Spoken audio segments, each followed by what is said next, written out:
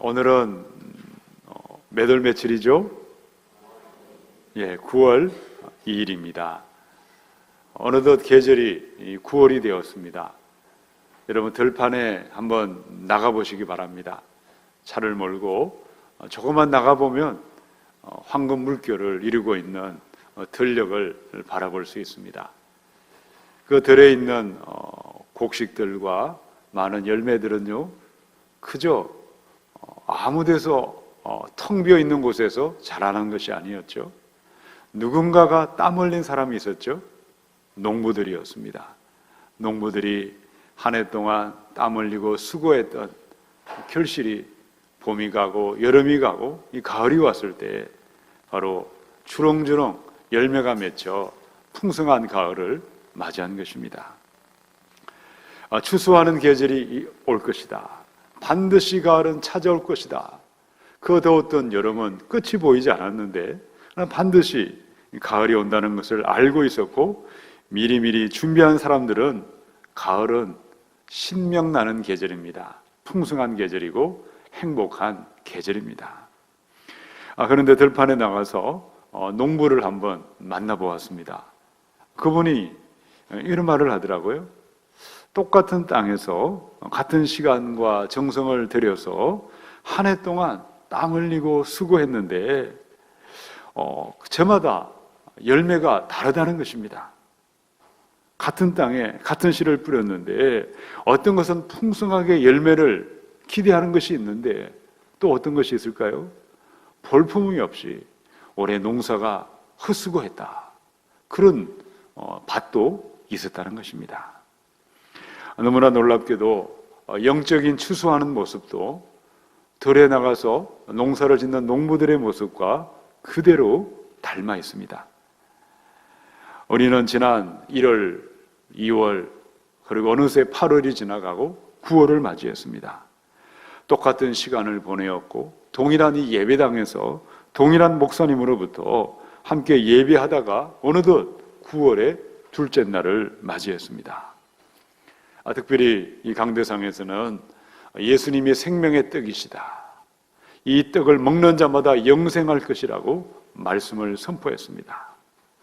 여러분, 예수님의 생명의 떡을 먹고 우리가 살면서 여기까지 왔는데 그 떡을 먹은 사람들의 모습이 너무나 하늘과 땅의 천양지차가 벌어지고 말았다는 것입니다.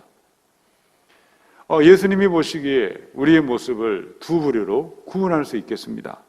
어떤 분은 알곡의 모습이 되어서 풍성한 가을을 설레는 마음으로 맞이하는 사람도 있습니다. 또 어떤 사람이 있을까요? 혹 우리 중에는 가라지의 모습처럼, 쭉정이의 모습처럼 이 가을을 불편한 마음으로 맞이하는 사람이 있다면 얼마나 마음이 쓸쓸하고 마음이 아프겠습니까? 이것은 실제이죠.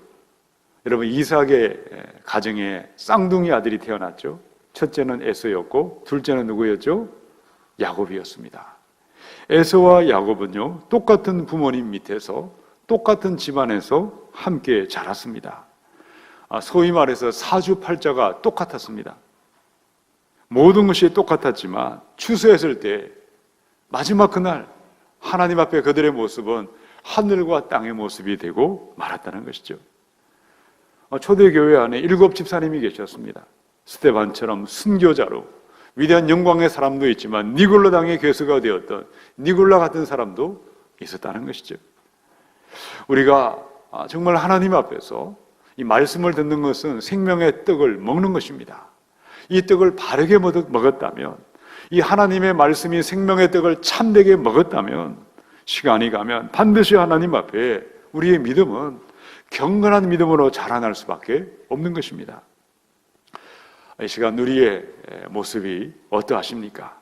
이 가을을 보내며 다시 한번 하나님 앞에 나의 믿음이 어떤 믿음인지 바르고 참된 경건한 믿음을 결단하시고 이 믿음의 길을 달려가셔서 영광의 그날을 함께 맞이하시기를 축원합니다.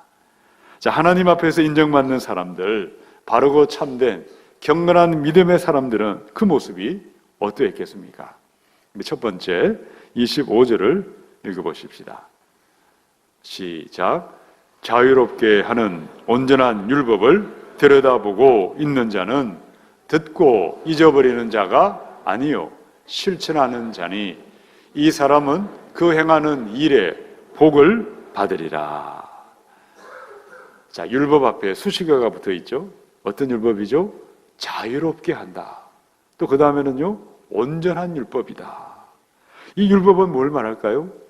예수님이 하나님이시고 예수의 십자가와 부활을 믿는 자에게는요, 죄에서 자유함을 얻게 하십니다. 부활과 십자가를 믿는 자들에게는 지금은 부족하지만 교회 안에 거하고 예수님 안에 거하기만 하면 시간이 지나갈 때 이 부족한 사람을 온전한 사람으로 바꾸어 주는 것이 바로 자유롭게 하는 온전한 율법입니다.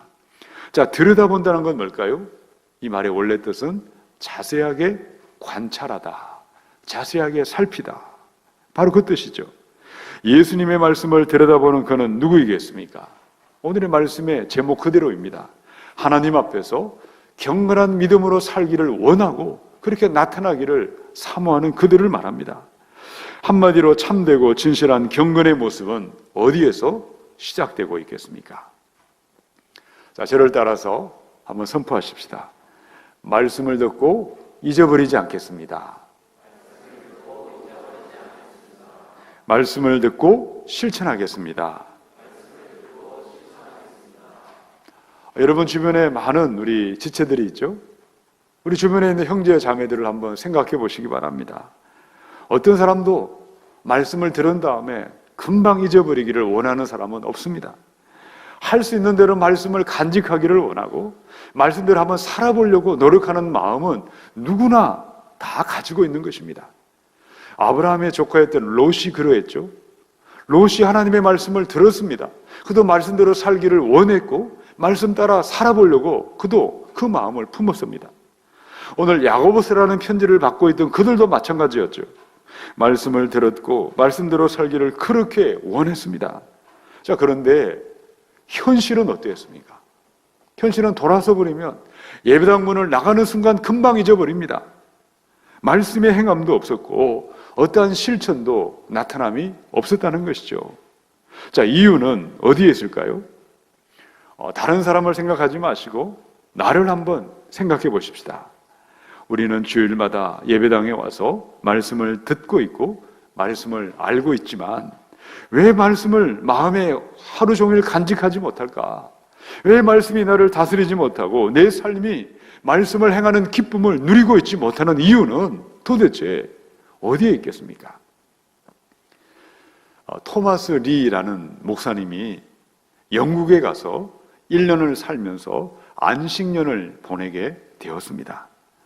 1년 동안 자신이 살던 집을 비우게 되었는데 그 집에는요, 딸과 사이가 와서 목사님 집에 대신 살도록 했습니다. 목사님은 자신의 집을 비워둔 사이에 집을 어떻게 관리해야 되는지, 금전상의 문제는 어떻게 처리해야 되는지 하나하나 자세한 지시사항을 목록을 만들어가지고 그들에게 자세하게 가르쳐 주었습니다. 자, 1년이 훌쩍 지나가 버렸어요. 목사님은 안식년을 마치고 자기의 집으로 돌아왔는데 1년 만에 집의 형편이 어떻게 되어버렸을까요? 마당을 들어가니까 잡초가 수북수북 자라나 있습니다. 유리창은 산산조각이 나서 박살나 있습니다. 울타리는 완전히 무너져 버렸습니다. 처리해달라고 부탁했던 각종 공과금 고지서와 편지들은 하나도 처리하지 않고 거실에 문제만 쌓인 채 수북수북 쌓여 있다면 그 모습을 보고 목사님이 그들에게 물었습니다. 너희는 내가 빼곡하게 자세히 적어 놓았던 지시사항을 한 번이라도 읽어보기라도 했느냐? 도대체 무슨 일이 있었느냐? 그때 딸과 사위가 어떻게 말했을까요? 예, 아버지께서 남겨두신 지시사항을 읽어보았고 편지도 모두 읽어보았습니다. 아버지의 편지는 참 좋았습니다. 심지어 아버지가 남긴 말씀 가운데 아직도 줄줄 외우고 암송하는 것도 있습니다. 자, 그렇다면 1년 동안 집을 떠나갔다가 완전 폐허로 변한 집을 바라보고 있는 아버지의 심정은 어땠을까요? 딸과 사위가 아버지의 편지와 지시사항을 머리로만 알고 있고 귀로만 듣고 있고 마음으로만 생각하라고, 그렇게 하라고 편지를 남긴 것이 아니지 않습니까? 왜 자세하게 하나하나를 편지와 지시사항을 적어 놓았고 가르쳐 주었을까요? 듣고 실천하라고, 듣고 행동하라고 그렇게 일러주었다는 것입니다. 매주일 우리는 주회전에 와서 이 성경 말씀을 읽고 듣고 묵상하고 있습니다. 우리가 듣고 있는 성경의 말씀도 똑같습니다. 야고보 사도가 1장 22절에서 이런 말씀을 남겼죠. 함께 우리 자막을 읽어보십시다. 시작. 너희는 말씀을 행하는 자가 되고 듣기만 하여 자신을 속이는 자가 되지 말라. 듣기만 하여 행함이 없는 자신을 속이는 자가 되지 말라. 이런 말씀을 지금 듣고 있죠. 예배 중에 설교를 듣는 시간, 말씀을 듣는 시간은 전쟁하는 시간입니다. 영적인 전쟁의 시간입니다. 어떤 사람은요, 말씀을 들어도 말씀이 들려오지 않습니다. 왜 그럴까요? 새들이 와서 말씀을 먹어버립니다. 마귀가 와서 말씀이 마음에 들어가지 못하도록 역사하는 것입니다. 어떤 사람은 그 마음의 밭이 돌밭이 되어 있어요. 이 돌을 가롭지 않고는, 돌을 골라내지 않고는 싹이 날 수가 없다는 거죠. 어떤 사람은 마음이 가시떨기 밭이 되어 있어요. 세상의 걱정근심과 세상의 것들이 가득 차 있어서 말씀을 들어도 말씀이 자라나지도 못하고 실천할 마음도 가질 수가 없는 것입니다. 그러나 성령님이 오시면 길가밭도 돌짝밭도 가시떨기밭 같은 사람도 착한 마음으로, 좋은 마음으로 가르쳐 주시고 귀경하시고 새롭게 하실 줄로 믿습니다. 오늘 성령이 우리 안에 임하셔야 하겠습니다. 성령이 오실 때에 내 안에 있는 거짓과 위선과 교만의 죄를 들추어내십니다. 들추어낼 때에 예수님의 보혈의 피곤세를 의지하여 진정하게 회개하고 참되게 회개하여 겸손한 마음, 겸손한 영으로 돌아가십시다. 그제야 경건의 삶이 우리의 삶에 시작되는 것입니다. 성령이 주시는 착하고 좋은 마음을 회복하셔서 진정한 경건의 삶의 이 여정을 함께 시작할 수 있기를 축원합니다. 우리 두 번째 26절을 읽겠습니다. 시작. 누구든지 스스로 경건하다 생각하며 자기 혀를 제갈 물리지 아니하고 자기 마음을 속이면 이 사람의 경건은 헛것이라. 야고보 사도는요, 참된 경건과 헛된 경건, 엉터리 경건을 지금 비교해서 말하고 있다는 거죠. 거짓된 경건에는요, 삼박자가 있습니다. 자, 그들의 경건은 어땠을까요? 나는 경건한 사람이야. 스스로 경건하다고 생각을 했습니다. 바른 경건은 내가 나를 바라볼 때 죽었다 깨어나도 나는 경건하다, 나는 어렵다고 생각하지 않습니다. 나는 죄인의 괴수입니다. 내 자신의 악함을 알고 있고 죄인됨을 알고 있기에 내가 나를 신뢰하지 않습니다. 예수만을 믿고 의지하고 날마다 주님의 은혜만을 바라보고 엎드리며 살아가게 되어 있습니다. 그것이 바로 경건의 시작입니다. 그들은 입을 열어 형제들을 향해서 함부로 말하지 않을 것입니다. 나의 혀를 절지 않은 것이고 혀를 다스리는 것이고 마음과 양심을 지키기 위해서 발버둥 칠 것입니다. 그들의 믿음에는 진실함이 있고 순수함과 순전함이 있습니다. 자, 그런데 거짓된 경건은 어떠할까요? 먼저 그들의 생각이 잘못되어 있다는 거죠. 내가 나를 바라보면서 스스로 경건하다, 나는 의롭다, 자기를 높이고 자기 의를 주장하고 있는 것이죠. 마음과 생각이 그러할진데 그 입은 어떠할까요? 자신의 혀를 제갈 물리고자 하는 마음이 아예 없습니다. 그 입에는 험담하는 말, 수근수근거리는 말, 원망, 불평, 비방하는 말이 끊일 날이 없습니다. 함부로 나오는 대로 짓거리는 것이고 입에 절제가 없기에 스스로 자신의 마음과 양심을 속이고 있고 그들의 경건은 거짓된 경건이고 위선과 허위와 외식함으로 변질될 수밖에 없을 것입니다. 때가 되면 모든 사람이 현직에서 물러나고 은퇴를 맞이합니다. 그런데 어떤 경우는요, 마음이 별로 즐겁지 않습니다. 답답함, 안타까운 마음을 금할 수가 없습니다. 여러분, 은퇴한다는 뜻은 무엇일까요? 저도 언젠가는 은퇴하겠죠. 은퇴한다는 것은 내가 행했던 모든 사역들이 하나님 앞에 낱낱이 계수함을 받고 평가함을 받고 하나님의 상급과 심판을 기다리는 시간을 맞이했다. 그 뜻이 은퇴한다. 바로 그 말입니다. 근데 주변에 보면 참으로 부끄러운 모습으로 은퇴를 맞이하는 많은 사람들을 우리는 기억할 수 있습니다. 그들이 어떠한 사람이었는지는 하나님이 알고 있고 많은 사람들이 그가 어떠한 사람이었는지 다 알고 있고 근데 자기만 모르고 있다는 거죠. 내가 어떤 사람인지를 모르고 자신의 마음을 속이며 살았다는 거죠. 그 모든 잘못과 거짓된 경건이 어디에서 시작되었을까요? 26절에 보니까 누구든지 스스로 경건하다 생각하며, 그는 언제나 내가 나를 바라볼 때 스스로 경건하다, 스스로 의롭다 여기며 살았다는 것입니다. 그런데 주변에 보면요, 언제나 바르고 참된 경건한 신앙인들을 언제든지 만날 수 있습니다. 제가 아는 한 분이 계십니다. 이제 연말이 되면 은퇴를 하시는데 우리 교회는 원래 한 70세가 은퇴이죠. 그분은 하나님 앞에 65세에 은퇴를 하고 젊은 사람들이 일을 하도록 빨리 내가 은퇴하리라 그런 마음을 품은 분이십니다. 일전에 그분을 만났는데 이런 말씀을 저에게 하셨습니다. 목사님, 저는 하나님과 약속한 그대로 만 65세 조기 은퇴를 앞에 두고 있습니다. 그런데 지금까지 저의 삶을 돌아보니까 하나님 앞에 부끄러운 것밖에 생각나지 않습니다. 교회에서 귀한 직분을 받았지만 바르게 충성하지도 못했고 우리 주님 앞에 부끄러운 것들만 가득 차 있습니다. 그런데 제가 아는 그분은 그런 분이 아니었다는 거죠. 하나님 보시기에 그분의 섬김과 헌신과 사역은 하나님이 인정하는 경건이고 사람들 앞에 칭찬받는 너무나 축복된 삶을 사셨습니다. 여러분, 그 이유는 어디에 있을까요? 하나님 앞에 내 자신의 약함을 알았고 내 자신의 허물과 부족함을 인정하는 사람이었습니다.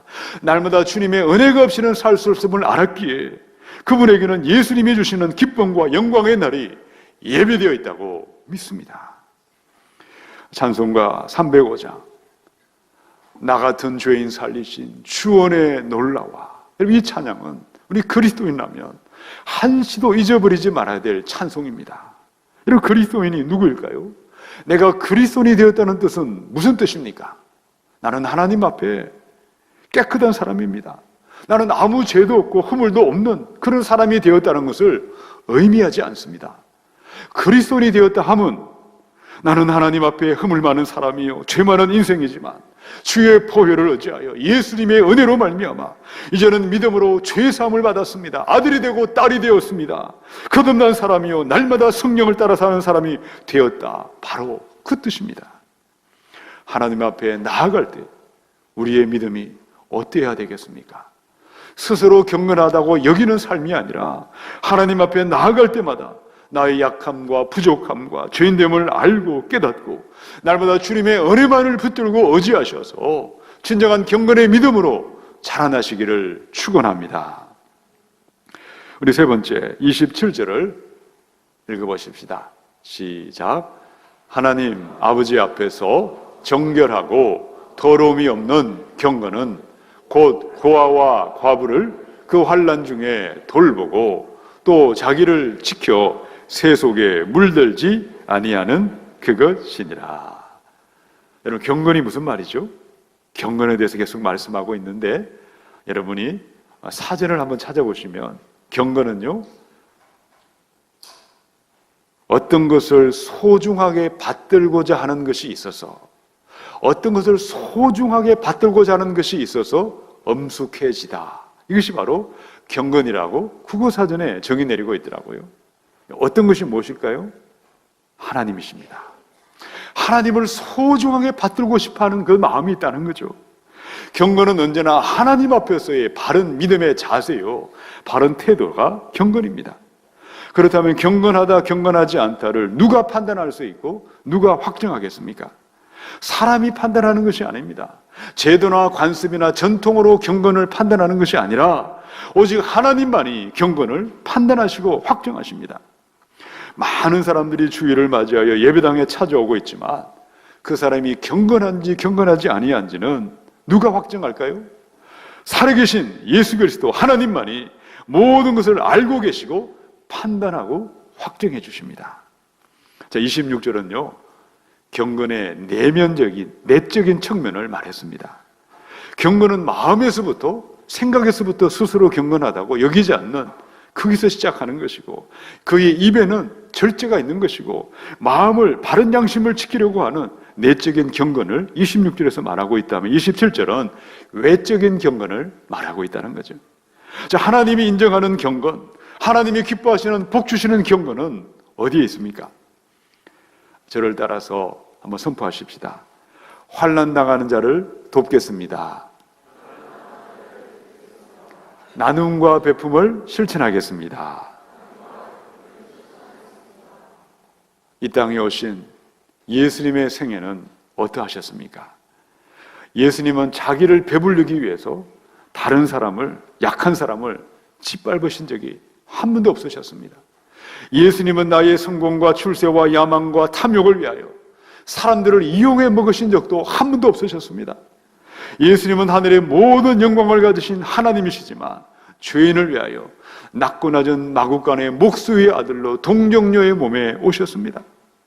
일평생 가난하고 병든 사람, 귀신 들린 사람, 고통하는 사람, 세리와 창기와 죄인들의 친구로 사셨습니다. 특별히 예수님은 고아들과 과부들의 하나님이십니다. 나그네와 병든 자와 갇힌 자들의 하나님이 되십니다. 고린도후서 8장 9절을 함께 읽어보겠습니다. 시작. 우리 주 예수 그리스도의 은혜를 너희가 알거니와 부요하신 이로써 너희를 위하여 가난하게 되심은 그의 가난함으로 말미암아 너희를 부요하게 하려 하심이라. 예수님은 가장 높으시고 가장 부유하신 하나님이시지만 고아들과 과부들과 환난당하는 사람, 고통하는 사람들을 부유하게 하기 위해서 스스로 가난하게 되셨습니다. 나눔과 베품을 행하셨고 저주의 십자가까지 내려가셔서 사랑과 은혜를 흘려보내심으로 수많은 생명을 살아나게 하셨고 풍성함의 복과 은혜를 베풀어 주셨고 예수의 이름이 온 땅의 최고의 이름으로 높임을 받으셨습니다. 참으로 예수 닮기를 원하십니까? 참으로 하나님 앞에 인정을 받는 진실한 경건의 삶을 원하십니까? 성령께서 내 속에 정한 마음을 창조하시고 내 안에 정직한 영을 새롭게 하셔서 마음과 생각을 지키시고 세속에 물들지 마시고 코람되어 항상 하나님 앞에 서 있다는 것을 기억하셔서 할 수 있는 대로 나눔과 베품을 한 가지라도 결단하시고 실천하셔서 경건한 믿음의 삶을 시작해야 하겠습니다. 브로니 웨어라는 사람의 책인데요, 책 제목은요, 내가 원하는 삶을 살았더라면. 부제는 죽을 때 후회하는 5가지 이런 부제가 붙어 있습니다. 자, 이 책을 보니까 호스피스 병동에서 죽음을 앞둔 사람들이 가장 많이 후회하는 5가지가 있다. 무엇일까요?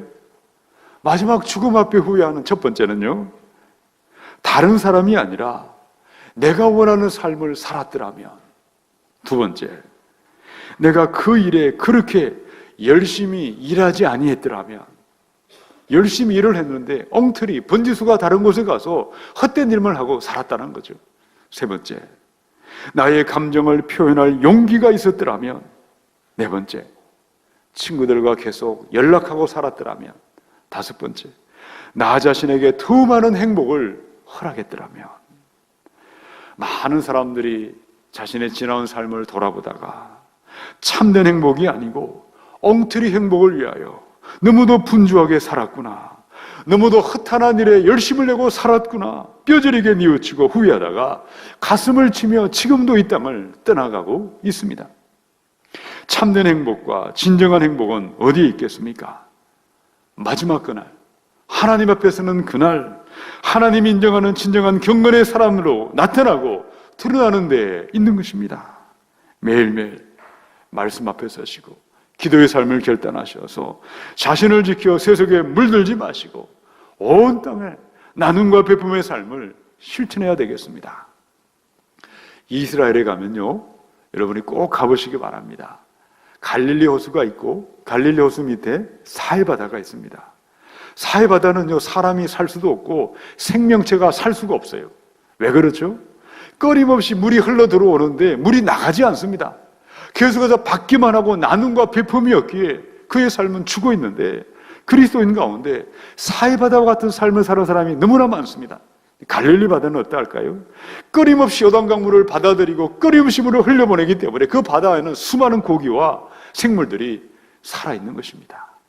우리의 믿음은 사해바다 같은 삶이 아니라 갈릴리 바다처럼 날마다 성령의 능력과 은혜를 덧입어서 온 땅에 흘려보내시는 위대한 삶을 사셔서 온 땅에 예수님만을 높이며 우리 하나님 앞에 경건한 믿음의 사람들로 나타날 수 있기를 주님의 이름으로 축원합니다. 함께 우리 말씀을 붙들고 기도하겠습니다. 이 시간 기도하실 때에 우리 하나님 주신 말씀을 돌아보면서 아버지 하나님, 우리가 하나님 앞에 인정받는 참된 경건한 신앙인 되기를 원합니다. 이 길을 걸어갈 수 있도록 주님 도와달라고 한번 통성으로 기도하겠습니다.